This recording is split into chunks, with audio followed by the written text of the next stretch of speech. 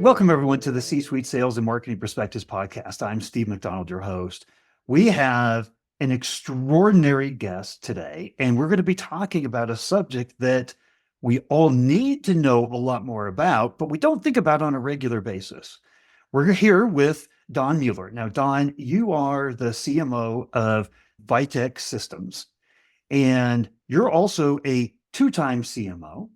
You are a PhD in marketing and management. You've worked at some of the world's largest consulting firms like Deloitte and Ernst & Young. You've worked at IBM. So I'm pretty curious to see what you have to say today about our subject, which is driving company success with strategic interfunctional coordination. Those words don't necessarily roll off the tongue. They definitely don't roll off the tongue, but thank you for that kind intro. And I'm thrilled to be here with you, Stephen, too. So I'm really excited about this conversation and this topic. Just a little bit of background. And it's funny because, yes, I do have an academic degree. I am not an academic, which the people in my cohort will definitely tell you, yeah, she wasn't an academic. But it has come in handy in business. And what I'm really interested in is the fact that a lot of these concepts that come up in academia actually take about 20 years to germinate in the corporate world. But when they do, they start to pick up some velocity. And this concept of market coordination and specifically the interfunctional coordination, I think is coming up a little bit more often now. People are realizing this. One way to think about it is people talk about how the CMO in particular, but almost anybody in the executive ranks has to become a T, have that deep vertical expertise, but then have that broad across the enterprise expertise. And that's where I think the interfunctional coordination really comes in handy and helps. We do a lot of work here on the podcast and around why do B2B CMOs fail so quickly. And the lack of ability to that T that you're talking about to bring the rest of the C-suite and the other departments together to not operate as silos, but operate together as one team behind one goal and one plan is something that lots of companies struggle with. So I love that idea and that analogy of the T. And most often, the CMO is in the best position to bring these groups together because we represent the customer, right? In fact, Gartner even said, hey, CMOs, you got to be more like chief customer officers because they're the highest authority. And so we have a seat at the table that includes representing the customer in a way if we're doing our jobs right. A lot for us to talk about here, but what I'd love to do is break down some of these terms. You talk about a market-oriented company, interfunctional coordination. If you could explain some of these terms and why you think they're important, that'd be a great way to start out. Well, first of all, I thought they were important because my dissertation talked about this stuff. That was one thing.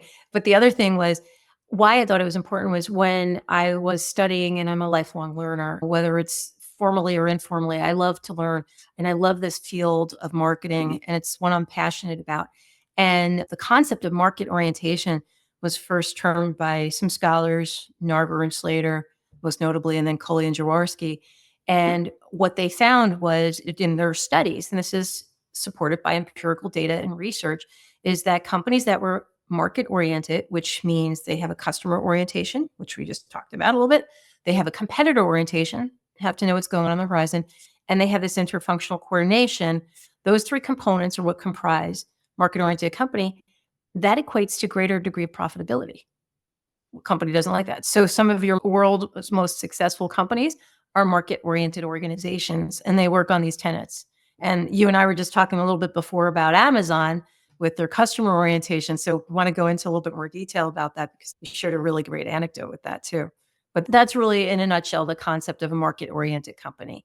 And then the interfunctional coordination is the communication and the interplay between the different departments. You said it before, operating in a silo, not a great way to operate, especially as a CMO. You need to be tied in. And I can tell you that I work with finance, I work with IT, I work with legal, I work with a number of different groups.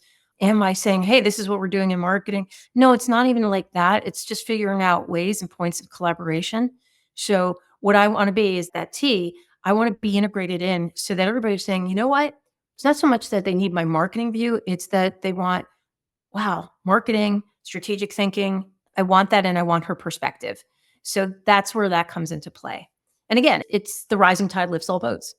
Absolutely. And so here's a question for you. That T, and you talk about, I work with T, right? I work with all these different departments that not necessarily are departments that in the past that we've brought into the fold of part of the team.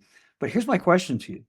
There is the internal departments like that, but externally, the buying group that we are constantly having to cater to over the last 10, 15 years has grown literally 3, 4 times the size.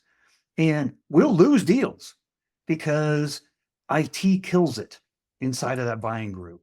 It gets stuck in procurement. We have to make good friends with the CFO depending on the situation. So, what I like about this T is that it not only applies internally to our own company, but it actually applies equally to the companies that we're selling into. I think you hit on a really good point there too, Stephen, because being customer oriented, having that orientation means that not only am I thinking about who I'm selling to, especially in a B2B context, I'm trying to think beyond that to their customers. How is this going to benefit them? With Vitech as an example, we're in pension and insurance administration space. So that's our software. So we're not thinking when we're doing product development of, gee, what can we sell that insurance company or that pension administrator? We're thinking about how will their users use this? How can it benefit them? And I think that's a really critical step of the customer orientation, your customer's customer. Absolutely. So, this whole idea of market orientation, customer orientation, competitor orientation, interfunctional coordination, is there any kind of a story or anything that you could tell us that kind of helps bring this to life in terms of how you've seen it happen, how you've seen it work?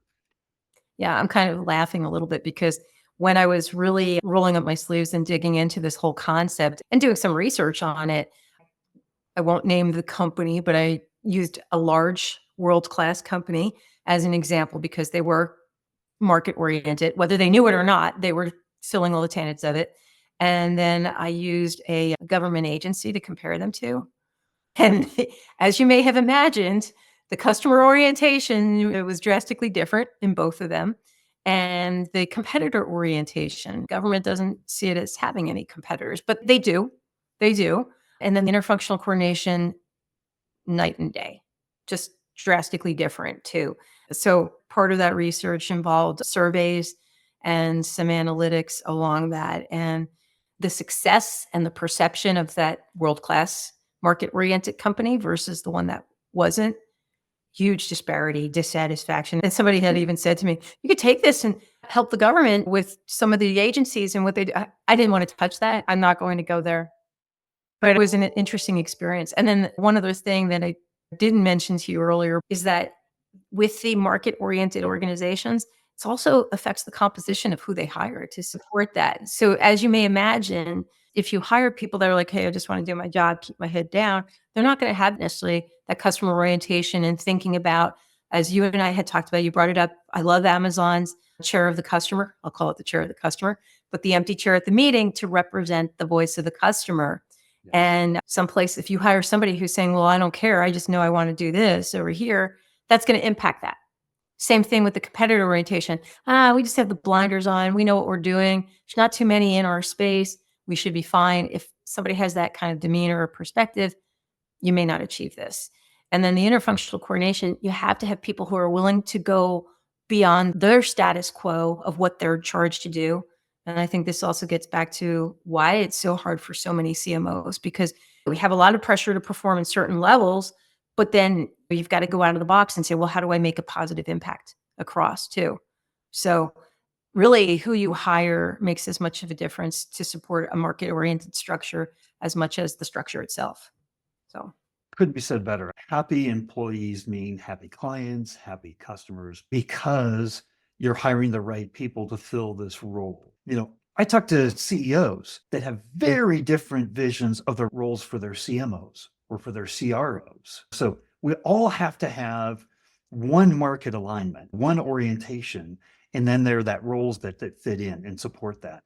And if we don't have that kind of guidance, then we're contributing to the silos happening internally. So I love that you made that point.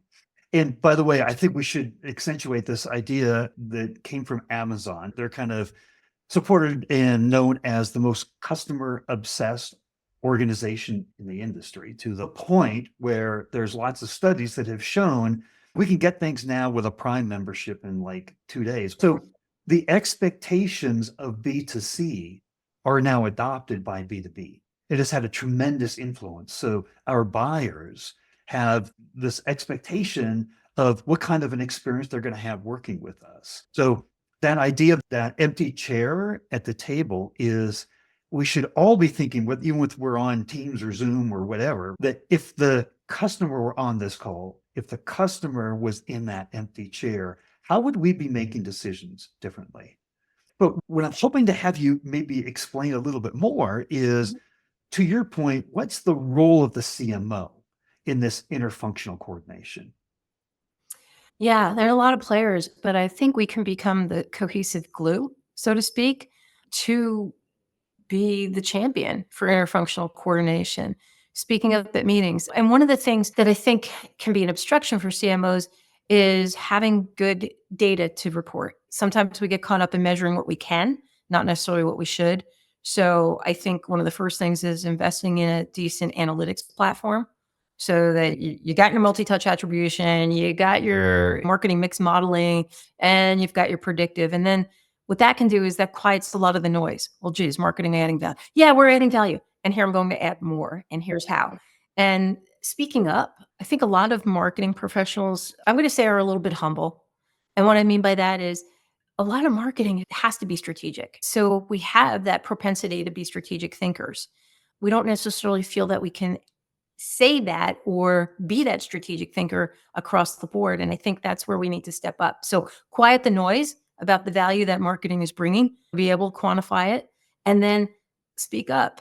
Hey, IT team, cybersecurity month is coming up in October. What are we doing? What are we doing to promote the fact that we have a more secure platform and that we can make a difference, both internally and externally? What are we doing to make noise about it? Just really adding to that. And then also drawing out by asking questions. They may have absolutely no impact on marketing, but if you think of yourself as, hey, I'm trying to be the lead for this interfunctional coordination and I'm observing this and this and this, and I can connect the dots on it, that's where you're going to get a lot more value, I think. And I'll give you an example of this. So marketing, we just invested in a tool that helps us with lead nurturing, lead development, lead generation, demand generation, but it also serves the point of being a virtual BDR for us. Yes, it's AI powered. So virtual BDR. And then in talking with the HR team, telling them what we're able to do, again, just came up in the course of conversation through a touch point. They said, hey, could we use that for our recruiting and our talent outreach and all that? So all of a sudden, yeah, of course you can. We can adapt the tool to that too. So now we're adding value across, and the fluidity and the exchange of ideas is that much greater. So it becomes very gestalt. And I think the CMO is in the perfect seat with the perfect purview and perspective to add that value. And one of the things that nobody can ever have an issue with is if the CEO takes on the role of the highest voice of authority. If you know best your ICP, the customers that you're selling to, and you have that perspective, that's the trump card on every decision that's made inside of an organization. So I know that we're going to talk a bit more about the ICP coming up, but I wanted to throw that out here too, because I think what you're talking about is that the CMO as the facilitator in terms of getting this done. One of the most important things that we can do is make sure that every department has a perspective on their role from the point of view of the customer and how they can help support. HR, their role, when you just got through saying, hiring the right people in the right role is critical, which means HR has a huge opportunity to help and support this interfunctional coordination. And if you make every department feel really important and not an ancillary part of the organization, but a critical part of the success of the organization, then they're going to want to play in the sandbox a lot more as well. So the importance of the CMO involvement to avoid failure due to misalignment with other departments and everything. Tell me a little bit about that failure. We've talked a lot about what it takes to be successful, but I was intrigued when you were talking about that before. So I think the worst thing, or I guess the biggest predictor of failure for CMO is if nobody knows what you're doing, or they have a perception of what you're doing that's not right. That's probably the other part of it too. And infusing that voice of the customer, whether it comes from marketing, whether it comes from product development, whether it comes from whatever group, but making sure that you're part of that conversation, making sure that you're helping to amplify it is huge. And it also gets into that whole thing with the analytics that I was talking about. What does the value marketing provide topic of conversation? Cut that off at the knees. I think that's a big thing too. And that's where I think having the right tools and also having those relationships across the board. If you're not building those relationships, if you're not talking with those departments, you may not see the need. I may have had a department that said to me, well, yeah, if everything's going well, we don't need to talk. And I'm like, no, I want to talk to you regularly. I want us to be in sync and discussing different things. Even if it's I just find out where you went on vacation, that's fine. But I think really underestimating the need to build those relationships and have a rapport. And yeah, it takes a lot of work, but it's the same type of work that if you're a good leader, you're going to have those conversations with your team. So just view the whole company as your team and you're going to have those conversations. You're going to have those touch points. Really good analogy. Take down silos. You know, we typically don't think we have silos within our own team because we invest in our own team. But if you take that same investment in time and relationships and look at that across the departments, why don't we do that? Misalignment is one of the number one reasons why CMOs fail, especially the misalignment between marketing and sales. So we've introduced this customer-centric way of thinking and why it's important. How do you get the customer's voice? How do you understand the customer's voice? How do you translate the customer's voice into this process? We have to have input mechanisms for that, Steve. So a couple of ways we do that. One, there are voice of customer interactions that take place where we ask them a number of questions. So it's one-on-one. That could be with the product team, could be with the sales team, customer success, whatever it is, marketing's involved too. So we'll extract that one-on-one. Could be part of a quarterly business review, maybe otherwise. The other thing is surveys. We just did one on something that seems so simple. How do you want us to communicate with you? You want an email? Do you want a phone call? Do you want a chat group? How do you want that? And you find the themes there. So it's surveys. And then also one of the other things we do is a combined client advisory board and user group meeting. It's a client summit. We'll have a main session. We have another one coming up in the fall here. And then we split. We have some people who participate in our client advisory board and then others who participate in our user group. And that's where we also get to extract a lot of information. But it's again, as I love the Amazon analogy, the chair of the customer is right there. We try to make sure that we're thinking about the customer and checking with them every step of the way. And like I said, applying a number of different mechanisms. So one of the other things that we started, I love to say old school is new school again, is a newsletter. We just restarted a newsletter to go out to our clients and our prospective clients so they can see all the stuff that's coming in and also give them a voice. Hey, I really like that article, or I like that white paper, or why are you guys talking about this? That's not relevant to us. So giving them the feedback mechanisms, that's, I think, a really key part to that. Yeah. So what I'm taking away here is that we have to look for every opportunity we can to learn from the customer.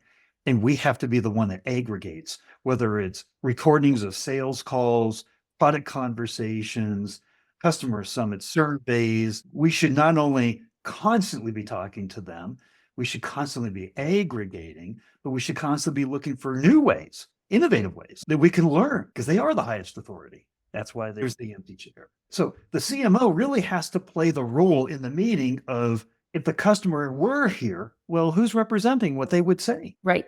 Exactly. You can sit in that chair and play that role. That's kind of an interesting way to think about that. And the other thing is not guessing, right? It's funny because there's been a proliferation of commercials. So during the daytime, I put on like Bloomberg surveillance or whatever, just for background. So I do get to see some commercials sometimes. And there's a theme coming up right now with all of the gee, why don't we just ask the customers what's important to them? It sounds so simplistic, but I think that's a lot of it. It's because people speculate, well, this is what we think and this is what we believe in. Let's just ask. Let's just find it. And that's another thing, a demand generation program, which also incorporates a survey. We'll get research out of that too, that we'll share with the external audiences and echo it back to the customers and saying, hey, this is what you told us, confirm it. So I think that's the other thing. So it's one thing to say, I have the input in, but it's another thing to say, okay, this is what we heard you say, and we're doing this to address it. So you're closing that loop to show, because it's one thing to say, okay, we're getting the information from the customers, we're aggregating that information. What are you doing with it? How's it changing? And if I'm a customer, did you really hear me? Oh, yeah. Okay. You put that in your newsletter. We heard you. So we've covered a lot of conversation here. What haven't we covered? What's something that you want to make sure that we talk about on the podcast, on this episode today, that we haven't covered?